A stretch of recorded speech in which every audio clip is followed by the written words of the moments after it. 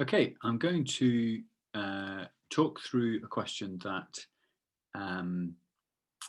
we've had asked on Microsoft Teams by Hunter, and this is, as you can see, about the significance of churches for Christians.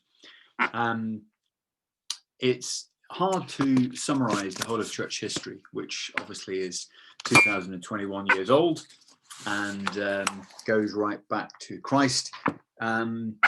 But essentially, the church began in Jerusalem, moved out to Judea, and then to the ends of the earth to Rome. The book of Acts kind of charts that journey from Jerusalem to Judea to Rome. It begins in Jerusalem, ends in Rome.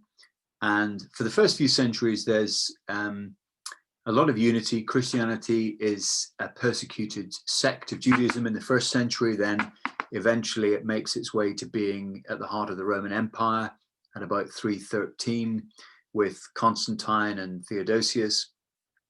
And you get two languages spoken, Greek and Latin. The Latin-speaking church in Rome, the Greek-speaking church based in Constantinople, which is modern-day Istanbul. And that all goes reasonably smoothly. There's some disputes over which of these two principal sees or places where bishops are going to be the most important, Jerusalem or Constantinople.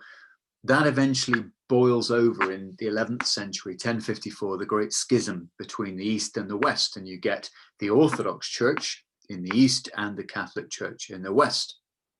That all carries on until the 16th century, when you get the Protestant Reformation, started with Martin Luther in 1517, 1519, and then John Calvin, a kind of second generation reformer. And Protestantism splits off from Catholicism. The Church of England is somewhere in the middle. It's kind of Henry VIII leaving the Catholic Church to get a divorce with Catherine of Aragon, and also to essentially liquidate the monasteries and take funds from that, from land, as it were, to dissolve the monasteries. So a lot of history, a lot of denominations. And then in the 18th and 19th centuries, lots of other Protestant denominations start evolving, like the Methodist Church, well, earlier than that, the Quakers and the Baptists, but the Methodist Church in the 18th century, and then the Pentecostals, very much in the 20th century, well, late 19th, early 20th century. So lots of church history we could spend weeks on. But I want to look here at churches and their significance. First of all, a church is a place of worship. It's the collective body of Christians, and Paul uses that language. He says, the head should not say to the feet, I have no use of you, meaning the leaders of a church shouldn't regard ordinary people as beneath them. They should all be part of a body that works together. And that's where you see the church as a kind of place of worship where people gather for public prayer, for liturgy, for set formal orders where the priest would say something and the congregation, the people would respond, where they have Eucharist together. This has been one of the controversies, of course, of COVID, that lots of churches have been shut down because of social distancing. And you sometimes see slightly outlying clergy that would say, well, you know, darn it, I'm not going to go along with this because I'm not going to deny my people the Eucharist or the Mass. And that's somewhat troubling that they're not following public health guidelines, but it shows you the importance of gathering together. And Christians have found this period a real difficulty because churches have been meeting online and people can't really connect and support one another in the way that they would normally do, although there have been lots of meals going out to the elderly and support systems that churches have put in place. Weddings, baptisms, funerals, festivals, rites of passage, and things like Christmas, Easter, other major festivals and saints' days would be celebrated corporately together as a family. When people gather together, this is where character is shaped and formed, where the community encourages one another. And it's like taking a coal of fire out of the hearth. It loses its glow. And when Christians are together, there's a sense of mutual encouragement in the faith, teaching. And this goes back to Acts, where it says, Paul says in one of his letters, do not give up the habit of meeting together as some have done. And in Acts, it says that they gathered together to pray and to worship, and that they were as one spirit. And they, even in Acts, they brought their money together. They put it at the apostles' feet, and they lived very much as a kind of shared community. So public prayer can often be a formal set order of liturgy, or it could just be more spontaneous, informal prayer. But it makes people feel part of a group. What else do Christians do? Well, they share emotions together. You know, life isn't just one day after another. It's punctuated by very important rites of passage, of baptizing a new child into the church life, or of coming together, bringing a couple together and a whole community celebrating their wedding. Again, socially distanced. Weddings have been a challenge for churches this past year, with often only a handful of people meeting together, as has been the case with funerals. But this is tremendously supportive in people's grief, to be there to encourage them and to help them. And weekly, a minister or a leader would give a sermon which would educate the congregation about the Bible and explain to them how this might be applied to their life. It's not just like a lecture, it's a way of exhorting, encouraging, sometimes rebuking, sometimes challenging a congregation to be closer disciples of Jesus, to follow his example more closely. And the vicar would be trained in theology and biblical studies, often reading it in the original language, and they'd be able to teach the congregation with some expertise. Also, congregations come together and you often have very expert kind of musicians that can really lead people in a way that's celebratory, that's joyful, that gives them a real sense of being in the presence of God, a sense of reverence. It can be a time of quiet and reflection in the week, and the sacraments of bread and wine in the Eucharist or the Mass, and of water in baptism are administered there. And this is important. Historically, churches have been open and people could go in there, they could pray, and they could gain shelter in a church. It was a place of quiet and solitude where people could meet God. That was one of the services that churches offered, sometimes because of thefts or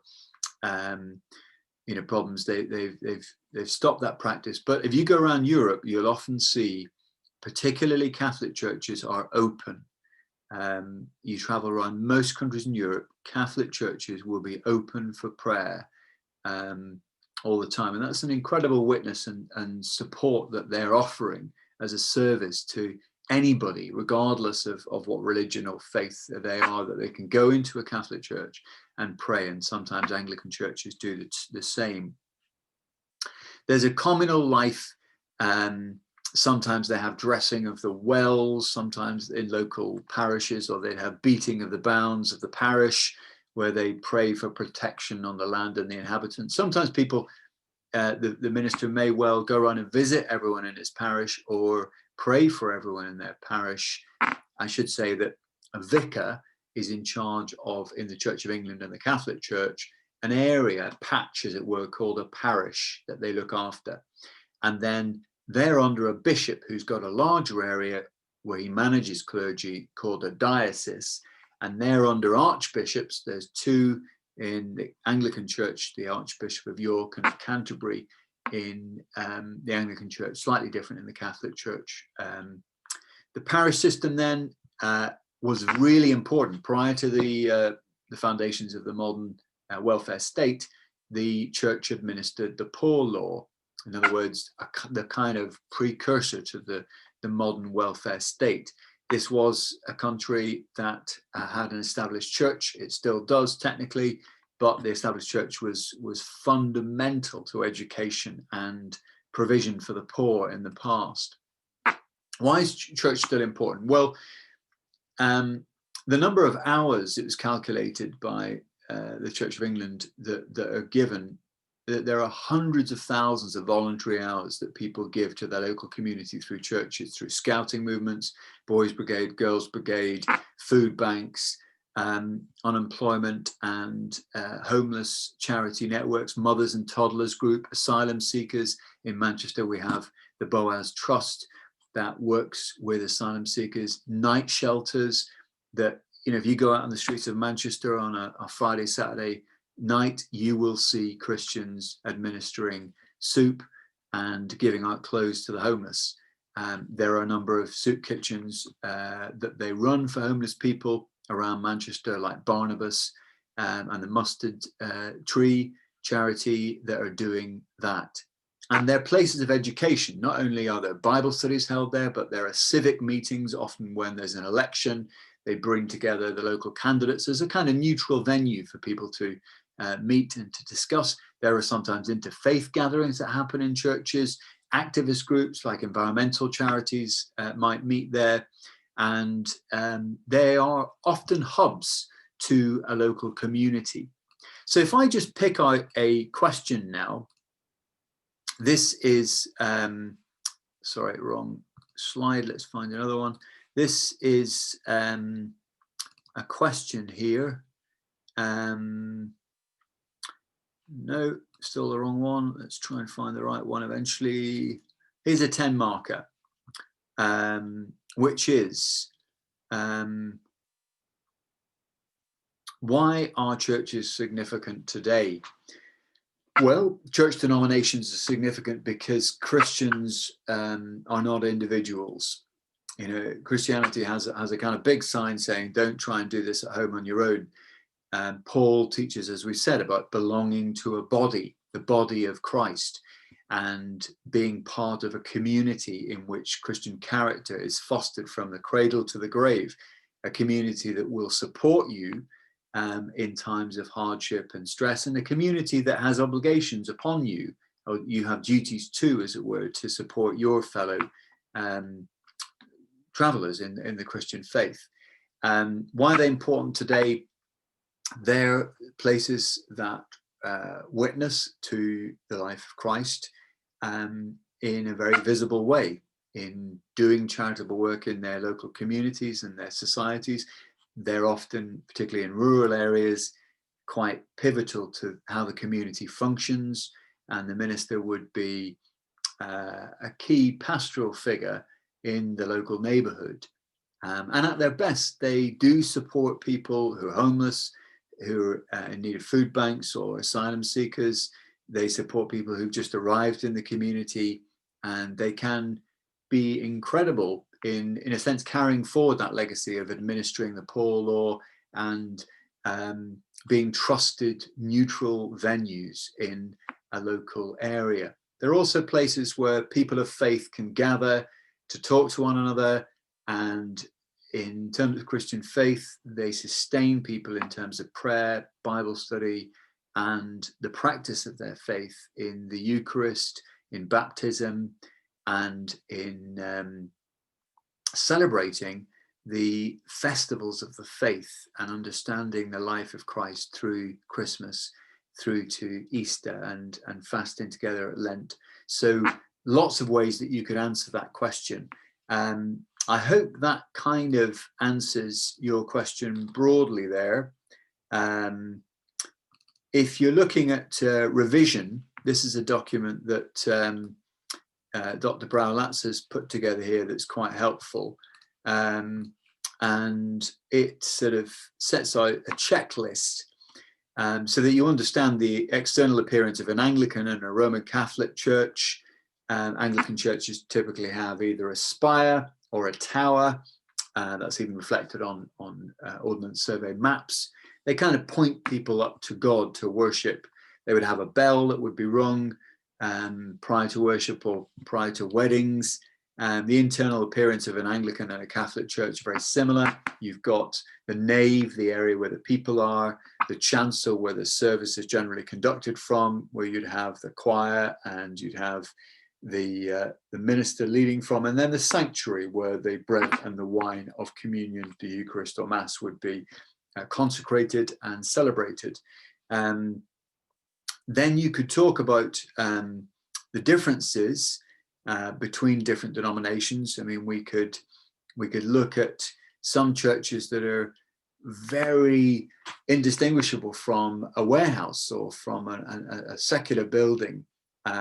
You know, Audacious Church in the centre of Manchester, or Ivy Cottage Church, which used to meet in the Didsbury Cinema every Sunday. So churches don't have to meet in kind of old style buildings. They can meet in people's houses. The house church movement nationally has grown a lot faster than any other denomination in the last sort of 20 years. A lot of churches these days, particularly in London, would be very diverse. You'd have black churches, you would have Polish Catholic churches, you know, you big Nigerian congregations in Manchester. Some kind of the biggest churches in London and Manchester would be of that nature, and very vibrant, very active. So don't think of churches as all like kind of parish rural churches. They can be incredibly diverse, very liturgical, lots of smells, bells, candles and incense, and you know, acolytes or you know, robed clergy and choir boys and girls at the one end, and drums and guitars and something very informal at the other end. So denominations differ hugely. Understanding the significance is important. So if I were to look at a church with an organ right at the front, I would understand that would be Methodist, because Charles Wesley, the founder of Methodism, along with his brother John Wesley, he wrote somewhere around 3,000 hymns, and a lot of these hymns are still sung even today in the Methodist Church. The Baptist Church would typically have at the front of it a communion table, quite simple, because they just think of communion as remembering Christ's death and resurrection, not transforming through the blessing the bread and wine into the body and blood of Christ in terms of transsignification or transubstantiation. So quite different denominations, look different in terms of the building outside and inside. They would accent or focus on different aspects of the Christian faith. I hope that begins to answer your question, Hunter. Thank you for asking it. If any of you have other questions that you want to kind of throw up, or more specific points, then please do indicate that on Teams. Thank you very much.